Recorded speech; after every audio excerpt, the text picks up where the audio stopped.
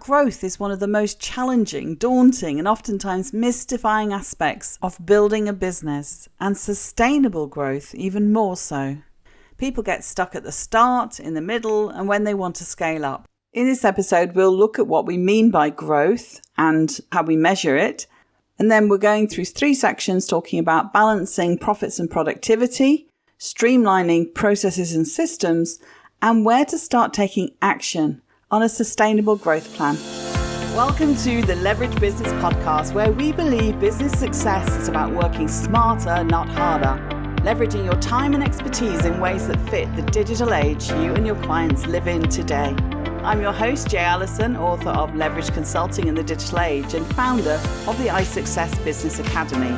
And every week I'll be sharing insights into how you can apply the power of leverage to grow your consulting, coaching, or other expert services business and create true freedom and independent success with mindset, marketing, and money model breakthroughs. Because when you get leveraged, the sky's the limit. Let's go for it.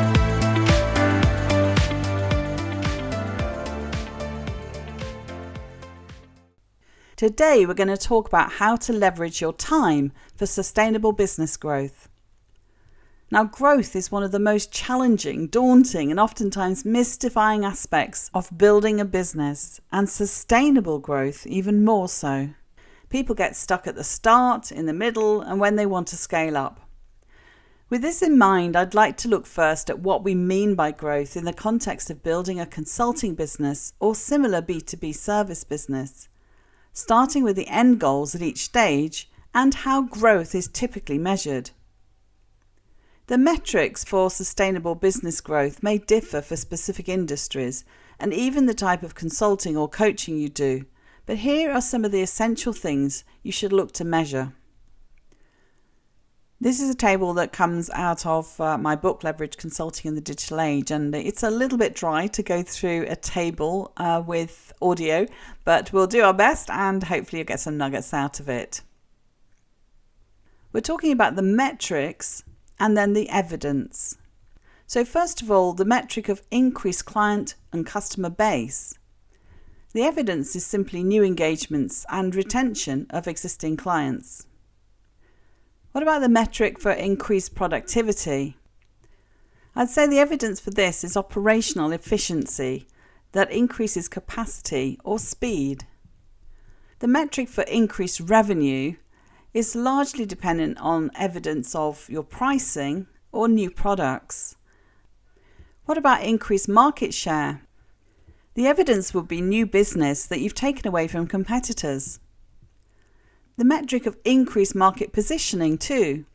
The evidence would be consumer perception of your brand. And how about increased adjacencies?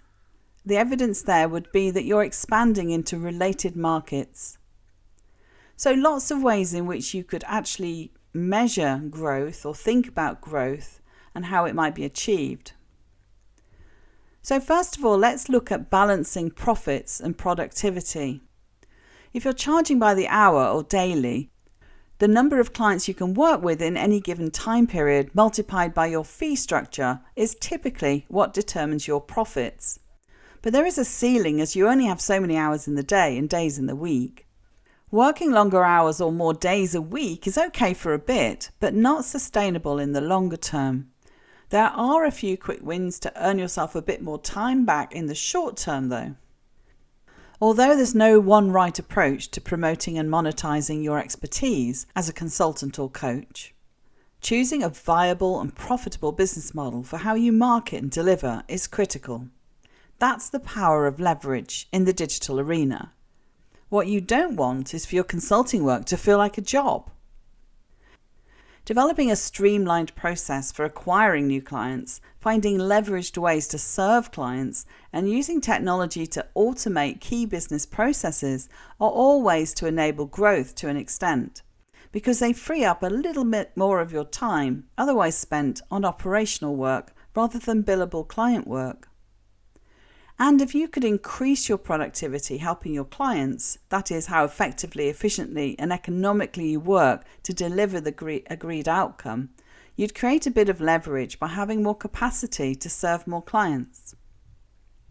The issue though is that when our client flow is good, we're usually too busy delivering projects to think about more leverage strategies.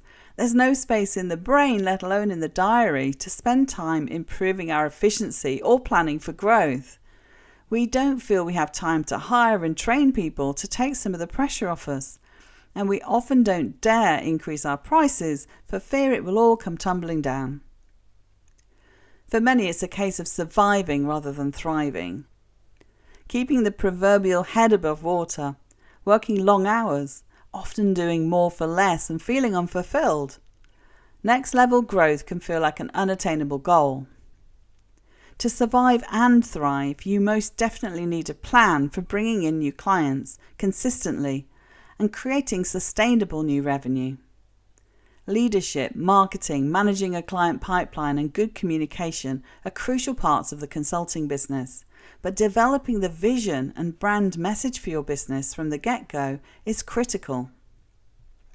Yet so many consultants and small business owners don't do this foundation work. They jump right in and start on the hamster wheel.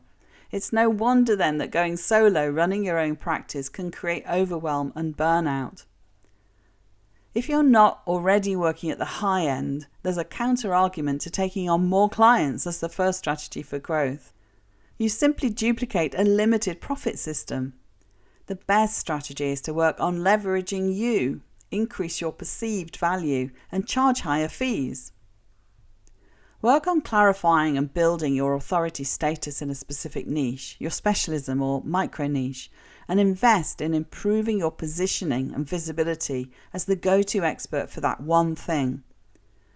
This goes beyond just a marketing ploy. It means developing your awareness and knowledge of what clients worry about and need most, which improves your brand messaging and market positioning. As a thought leader or solutions provider in one particular area in your field, you can attract clients willing to pay higher fees. And that means working on being a source of new ideas, innovating new service or product developments, and building up your intellectual property. The second area you can look at is streamlining processes and systems. The reason so many small businesses struggle to grow is they don't have a strategic approach to attracting, enrolling, and serving clients. If this sounds like you, then you may be either buying leads or have a burst of marketing that generates some contacts and appointments. You may even have tried some new fandangled marketing method you heard about, hoping for a silver bullet. For this, maybe you gained a new client or a group of clients, and then you work with them, usually one-to-one and face-to-face, until that contract is finished, before beginning the dreaded process of looking for new clients all over again. It's a feast and famine cycle that feels incredibly stressful, emotionally and financially. Ensuring you have a consistent flow of income can be a huge stress for self-employed consultants. Compared to the comfort and stability of a monthly salary from an employer, working for yourself can feel like a roller coaster ride. The ups and downs certainly have your heart racing and adrenaline pumping, but more from anxiety than excitement. Perhaps you're able to use some savings to fill in the down periods, but it's not sustainable. Competition is certainly partly to blame. The astounding growth rates in the consulting and coaching services industries globally means the competition for clients is challenging.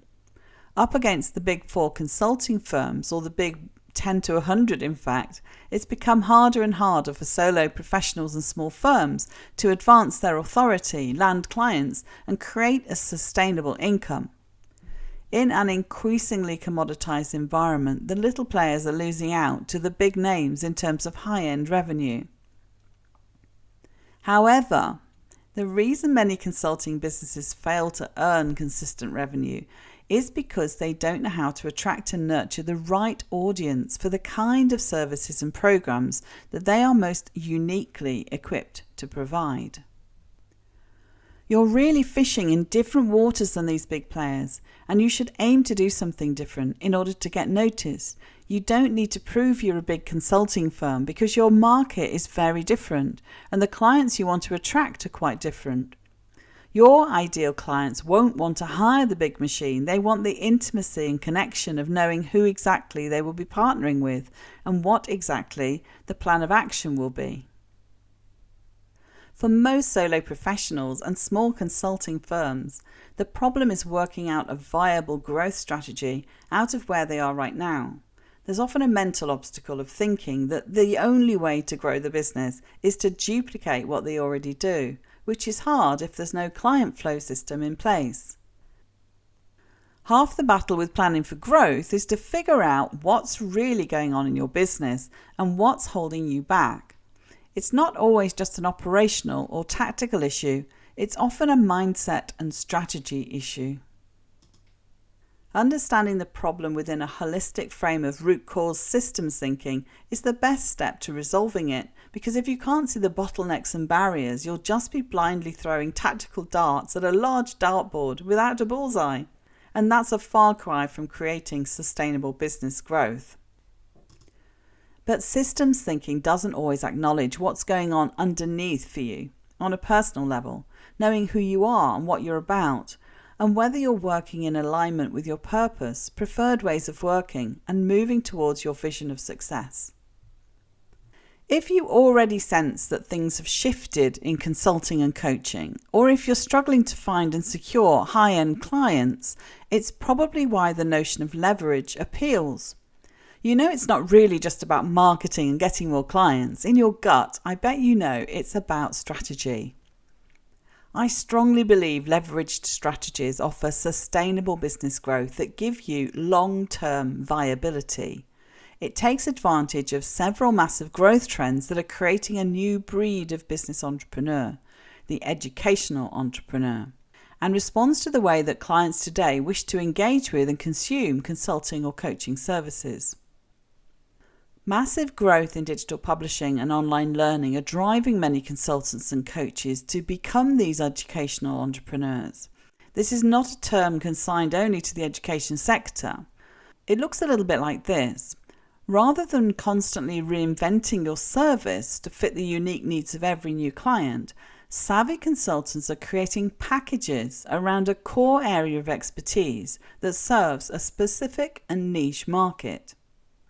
When you focus your strategy on a combination of 2, 3 or more global growth trends, it means you're at the forefront, ahead of the crashing waves, and fishing in fresh waters. A leveraged business is most easily achieved by consultants and coaches sticking to 2 main rules.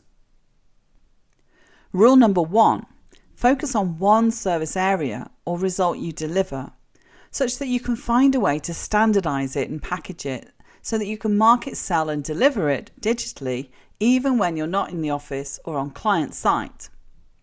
Rule number 2, focus on one perfect customer or client avatar, such that you create a rich expression of who they are and what they need, making it easier to find more of them, engage with them, build a relationship with them, and decide on the best way to be of service to them. For example, on rule number 1, when I focused on strategic marketing for business growth as my one service area, I found I was actually leveraging my expertise across multiple strands: business strategy, operational improvement, and evaluation, as well as combining it with my passion for branding and marketing. When I turned to focus on my ideal clients and what they need to move the needle, so to speak, rule number 2, it really helped to create the right kinds of content to drive my marketing and deliver my programs. You can make the shift towards leverage consulting by thinking about it in terms of the levels you want to reach. At a basic level, it can just be about finding ways to free up time spent on repetitive operational tasks by creating a system and automating it. For instance, you can use email marketing to deliver a sequence of welcoming and nurturing messages, to follow up with a lead, or to send a link to an online step-by-step guide for new clients. Go one level up and you'll find you can leverage your time spent on non-repetitive, more creative tasks too. Some examples that technology can help with. Create content you can easily repurpose in different formats and share through different channels in a consistent and planned manner. Produce a slide deck of clients' most frequently asked pre- and post-enrollment questions to save going over the same information with each one. Develop a structured checklist, course, quiz or action planner to make enrollment and onboarding more effective, engaging and efficient. Use simple document templates to ease collaborative work for a new client project, such as to gather key information, schedule meetings, etc. Outsource tasks that don't have to be done by you personally and could be done by media specialists, e.g. graphic design, who do the work better and faster than you ever could. Hire a personal assistant or PA, who could actually be a virtual assistant or VA, to do bespoke admin or project management tasks. At a more sophisticated level, leverage consulting can be an entirely new business model where you leverage your expertise through branded packaged products and programs. This enables you to serve more people in more ways and achieve higher levels of impact, influence, and income. Leverage consulting or coaching at this level builds your business beyond the limitations of physical location and customized services. When you think about marketing, selling, and delivering your expertise online, a potentially global marketplace opens up of people hungry for the specific solution you can help them with. The first gentle step might be to create a group version of your most popular service so that you can service multiple clients at the same time. Running a program like this leverages your effort, and by serving more people, you can increase your income. A more ambitious leap would be to create, package, and sell a digital product that generates an entirely new source of evergreen revenue, or at least makes any paid advertising you do cost neutral. With these simple shifts in your digital capability, the leveraged business model is a sustainable way of building and growing, whilst achieving the goals that you care about achieving for both your clients and yourself. So it's all about taking action on a sustainable growth plan. And two things you can do in your action plan is this. 1, you need to pin down what business growth means to you, what to measure in terms of performance and success in relation to your goals, and from there look at how your strategy might need to change in terms of moving beyond your current ceiling. And number 2, you need to correctly diagnose where any bottlenecks to growth lie in your key business processes. You can then determine why something's not working as efficiently or effectively as it could be, so you can properly apply the best tactics to resolve the problem. But remember to bear in mind that rather than a tangible marketing issue or operational problem, it might just be a mental barrier or money block to working and earning in a different way. Contrary to the whole load of work that you think business growth requires, to maximise your reach and revenue, you actually need to use the golden rule of less is more. Narrow your focus, streamline your process, package your system. You want to work towards achieving more with less, leverage, right? In terms of what you offer, to whom you offer it, and how you deliver it. If you want more ways to move the needle for greater leverage in your consulting, coaching, or other professional services business, it's all in my new book, Leverage Consulting in the Digital Age, available to buy on Amazon.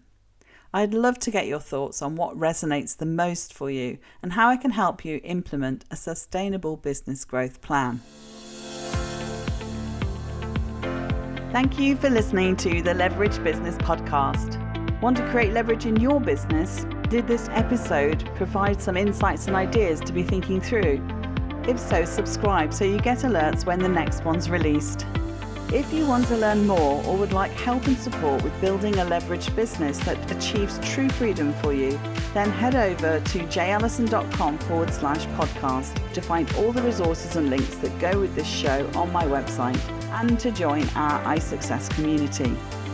And if you're enjoying our content, it would be great if you could pop into Apple Podcasts or the app you listen from and leave me a rating and review. Everyone makes a difference to improving our rankings. So thank you if you've done that already. I appreciate you. So hey, that's it. Thank you for listening. I hope you've loved this episode and have some great takeaways to be thinking through. I wish you a pleasant, productive and profitable week, and I'll see you again next time for another episode of the Leverage Business Podcast.